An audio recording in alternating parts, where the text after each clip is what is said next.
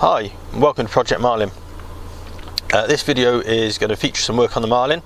Exactly how much, I'm not sure yet, I haven't started doing it. It's going to be a little bit different today because I've actually found my GoPro, managed to get a working battery for it, so we'll have a go at using that, which will be interesting. I've not used it in years.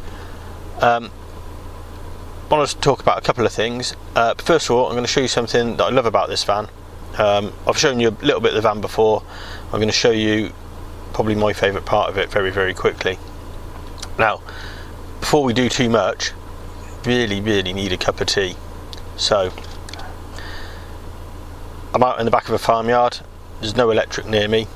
I have got a generator on the truck, but I haven't run that in months. I need to see if it still starts, but we're not going to worry about that. So first of all, I'm going to put my foot on the clutch, and whoops, there's my arm. There's the lever here. So I just pull that up, and then we'll put it in fifth gear, and then we'll go around the back. So around the back of the van we got this box, and if I just go and turn it on,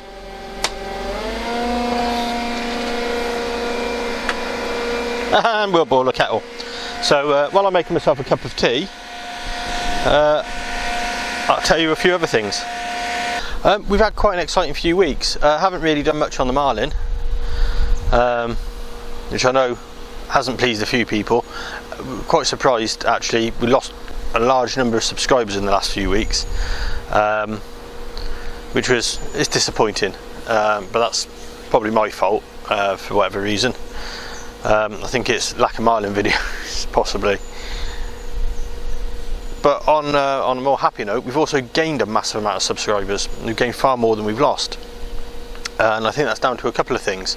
And if you are one of the new subscribers, thank you very much, and welcome to the channel. I hope you enjoy the videos. We've been really lucky in the last few weeks. The Swindon Advertiser did an article about myself and the Marlin, which was then carried by the Wiltshire Gazette and Herald. It sort of lent very heavily on the loss of my mother, which, although is a big part of the reason behind the truck, wasn't really the way I was hoping it was going to go. But it was a very well written article. It had facts about the truck in it, and it was only the headline I wasn't really keen on, but that's one of those things. I shouldn't be moaning about that because the article was fantastic. We did pick up a small amount of traffic over the channel from that, but then BBC Radio Wiltshire contacted us, and a week yesterday, which would have been a Tuesday, I was actually interviewed by BBC Radio Wiltshire, which was brilliant. I was well made up, and we were featured on the news at the end of the news, and we also had a little 5-minute spot about 4:10, which was really cool. And then this week I found out that the Bournemouth Echo carried a modified version of the article the Swindon Advertiser did, because obviously the truck spent some time at Bournemouth, and I suspect an awful lot of the people that are new to the channel, and this will be the first new video since they've joined, have probably come because of the Bournemouth Advertiser article. And yeah, it's amazing, it's brilliant. Slightly embarrassing because stood here talking to you guys on this camera, it doesn't seem real. It's just me talking to a load of bushes behind you, and people on YouTube aren't real people in my head, which is no offence at all meant, but it means I don't feel embarrassed or silly when I stood talking to you, because I originally started doing these videos partly to remind myself what I've done and keep a record for myself, and the fact that all you guys are out there watching these videos too is amazing. But in my head it's still not real, whereas hearing myself on the radio and seeing news articles, that's a bit more real. It's a bit embarrassing. Anyway, I'm going to go and have my cup of tea, and we'll get up in the cab and try and clear the cobwebs and start doing some work. So I'll see you in the cab in a minute. I've forgotten just how much of a bomb site it is in here at the moment. Some of this stuff I think I'm going to take out and chuck in the van before we get started on anything else. Yeah, probably wouldn't be a bad idea. So I suppose we better get started on that.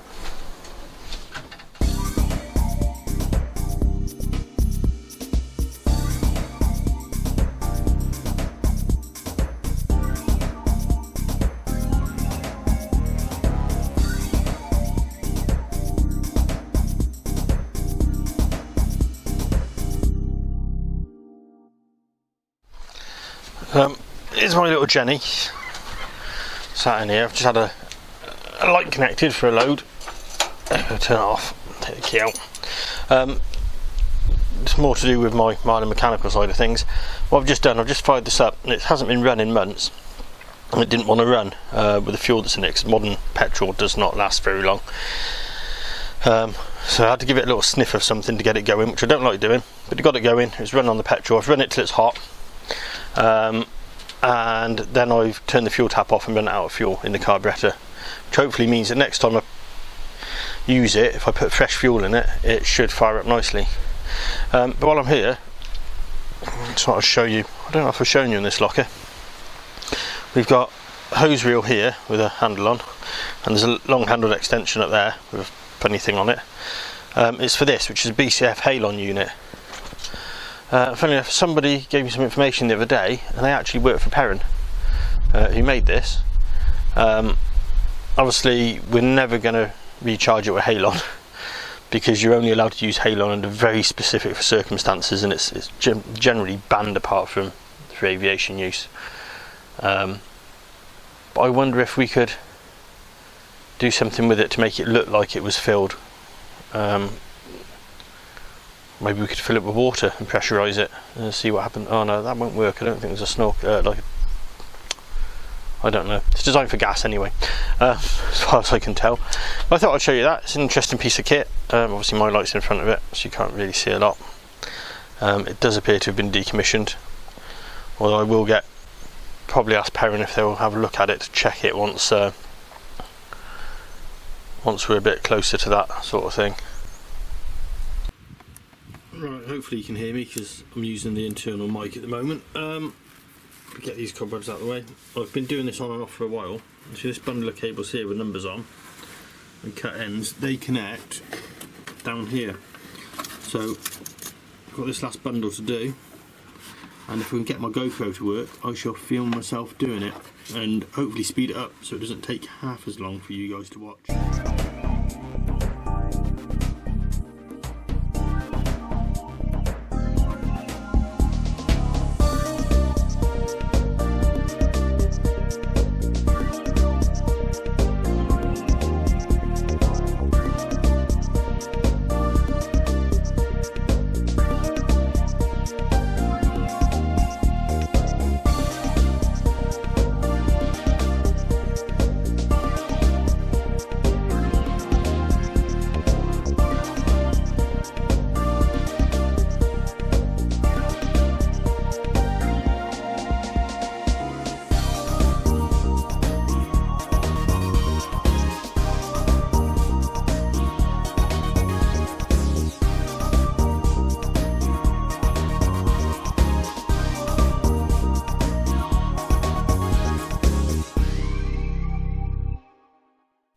Right, so I did film this on the GoPro, but I realised I can't use it because I've got music playing.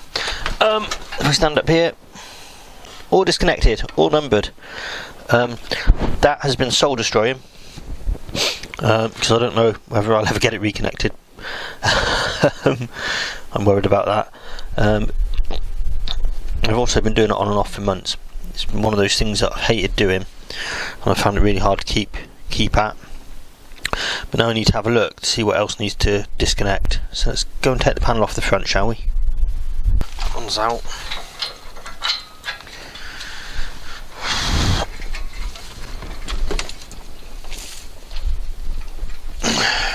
Rather foolishly, I didn't think it was going to be out for this long. I've left the wiring dangling, and some of the labels have faded, so it's going to be a problem, possibly.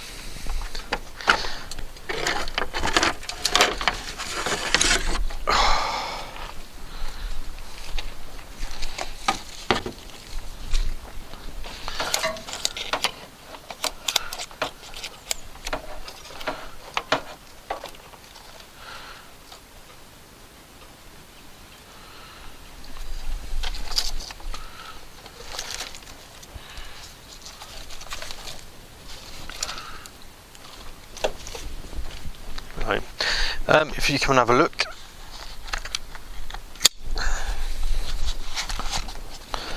So, well, just remove all that. it's Halloween's coming up soon, so all the wires here. The only bundle that's going off is this one. It goes under all these big dangly wires. It goes off over there. So I think on this one, which goes over to something to do with the gearbox. I'll trace that up the top in a minute, and we're going to trace those inside.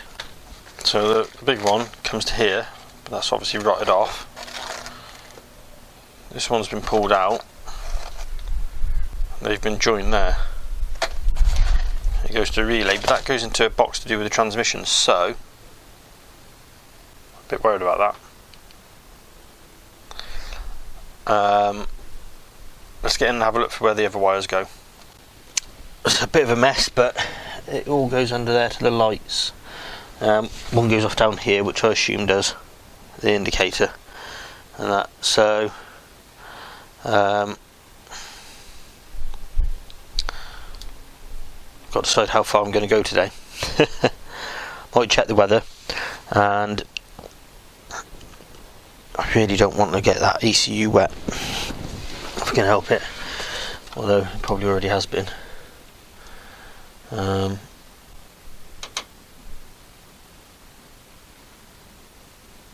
Right, I'm going to have a think about this and come back to you. Right, so I'm hoping that this... Oh dear, is it all coming? Yes! That's out, that's brilliant, that's lighting, that one. Bring that over here. This one, turns out it goes to the stop. But that was, yeah, the gearbox and stop. I'm not sure what it did. Now we've got to work out how this centre dashboard unbolts out. So I'll go and look at that. And yeah, things might be starting to move, which would be good. Right, I've now undone a bracket, which I think was what was stopping me getting this out. It's not attached to this, it's attached to this piece, but it was preventing me getting this out, I think. So we're going to be a little bit violent. We're going to see if we can move this out.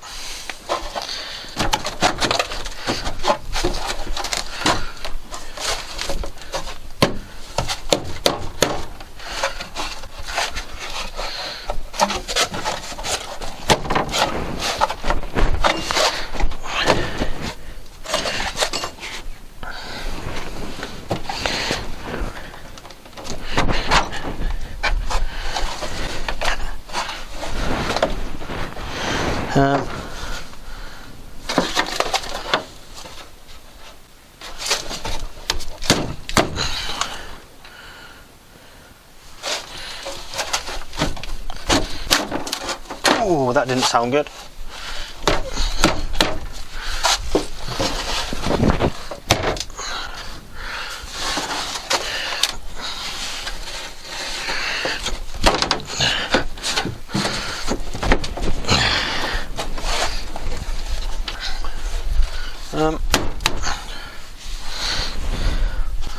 I was hoping that I could turn this whole thing, so I have a bit of room here, and then sort of hinge it out, but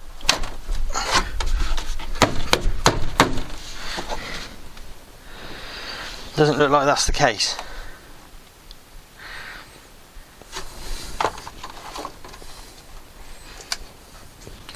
I have found some bolts that hold the centre section in, so it does prove that this has to come out first. Whoever designed this is a very nasty person.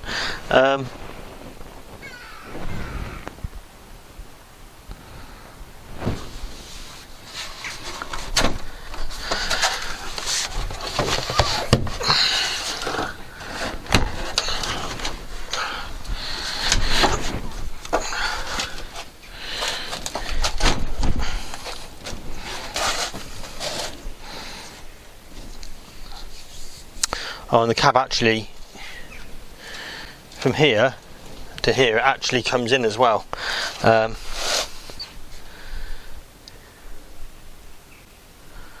So I'm really not sure how this is going to work. Unless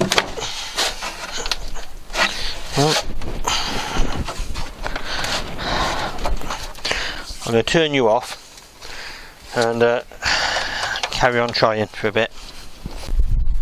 You know, some days that things seem to be going quite well, and then one little thing happens, and they can be quite expensive. I've just had that. It's my own fault, but in a way it's actually quite a relief in certain ways. It's taken a bit of uncertainty away from this project. I can't believe I've done this. I suppose I better show you, hadn't I? Alright, come and have a look at this. Now, I don't know how close there you go. So, trying to remove the dash, I thought there was a bit more space, and I was looking under it rather than over it, and I've banged the corner of the dash into the windscreen. And my big fear with this truck was breaking the windscreen. So now, dear viewers, I don't need to worry about breaking the windscreen because I've already broken it. I'm going to have to get some quotes and find someone that can make a new one. I mean, the windscreen had to come out, or has got to come out. I didn't think we'd get it out without breaking it, and it's been causing me a lot of stress worrying about it. But now it doesn't matter. I've got a horrible feeling. I was told when this truck was built in 1989 that the windscreens were costing about £2,000, and I've heard that even some of the Barracuda ones, which are available a lot easier, could be anywhere up to £5,000 to get made. So my fears of tyres and windscreen getting up to £20,000 is pretty founded now. But we'll worry about that at a later date. I need to look into whether I can take it out before somebody looks at it to measure it, if they need it in place to be able to match it up, or what. I just can't believe I've done it. Oh well, I suppose now I can be a bit rougher and not worry about it with trying to get this windscreen. I've already done the windscreen. I can try and get this dash out. I'm going to carry on now. If I do succeed, I'll come back to you and tell you. So apart from the broken windscreen, it's been a really productive day today. See, all the dashboard's now out. There's not a huge amount more to come out before we can start thinking about actually cutting metal out of the floor and that, although we will have to sort the CAD out. So there's still a lot of tidying up to do. I'll just show you down there. Whoops, camera's panning too fast. Down there, that's the bracket that holds the steering column. That's the right hand side of the dash, with the relays in it for the bar beacon. It's not original. See, we looked there earlier on. Nice big hole. We're going to tuck that all the wiring back up inside tonight, so at least it'll be inside ish. Here is the left hand side of the dash with a 24 to 12 converter in it, and whoa, look at the state of that. There is central dash. Up inside, all the relays and that are still attached. So yeah, it's been good. Well, that's about it for today. We've got one big step forward, a big jump forward really, getting all the dashboard out and getting the last of the wiring in the dashboard itself disconnected. Bit of a backward step with breaking the windscreen, but I'll be quite honest with you, that's lifted a massive weight off my shoulders. I've been worrying about the windscreen and taking the windscreen out and damaging the windscreen all the way through this project once we knew it had to come out. And I've always anticipated having to replace it and the cost of replacing it, which is painful. But now it doesn't matter. The windscreen's got to come out. It doesn't matter if we break it. We have to replace it now. It's got to be replaced. It can't continue with that damage to it. And when we take it out, it's going to be worse. So that's just what it is. I'm really pleased with the work that's gone today. It's been a massive leap forward. And all the previous days I've been out here, I've spent days dewiring the dashboard and trying to decide what to do. And it's been an absolute nightmare. I've filmed an awful lot of it. Some of it was in the early part of lockdown. It's really muddled, so it's probably not going to go into a video. But I will continue on from where we are. Next steps, we've got to get the headlining down. We need to repair the inside of the roof where it's damaged up on this side. We need to get the panels off the back so we can see the framework at the back of the cab. I'm pretty sure most of it's good, but that also holds part of the roof in, so again it's going to have to come down. There are some repairs to do at the back there. Once we've got the headlights, the Wabco ECU and this panel off, we can then really start trying to draw up some plans for the cab floor, and then we can also start getting the costs nailed down for that. I'm expecting it to be between £500 and £1,000 to do the metalwork in the cab. That's just an estimation at the moment, and it's very rough and ballpark. So leading on from that, if you would like to support the restoration and help towards it, we do have a link down here in the description for our GoFundMe. Everything that goes to the GoFundMe goes to the truck. It doesn't go to tools, it doesn't go to any other projects. It goes to pay for parts that will be fitted to this truck, be it steel or the windscreen or other parts. We've also got a link to our Teespring page, which means you can buy Project Marlin merch, which unhelpfully I'm not wearing today. I do need to start wearing it out a bit more. We've also got links to our social media accounts where we'd love to see you. We've also got a link to our Project Marlin webpage where there's a bit more in-depth information into the full specifications of this truck and a bit of its history. If you've liked this video, please click like. If you haven't already subscribed, please subscribe. We'd love you to. If you'd like notifications when we next upload a video, ring that bell icon. We'd love to hear you down below in the comments, anything you've got to say about the project or the truck itself. And I think that just about wraps it up. So thank you so much for watching, and we'll see you next time. Cheerio.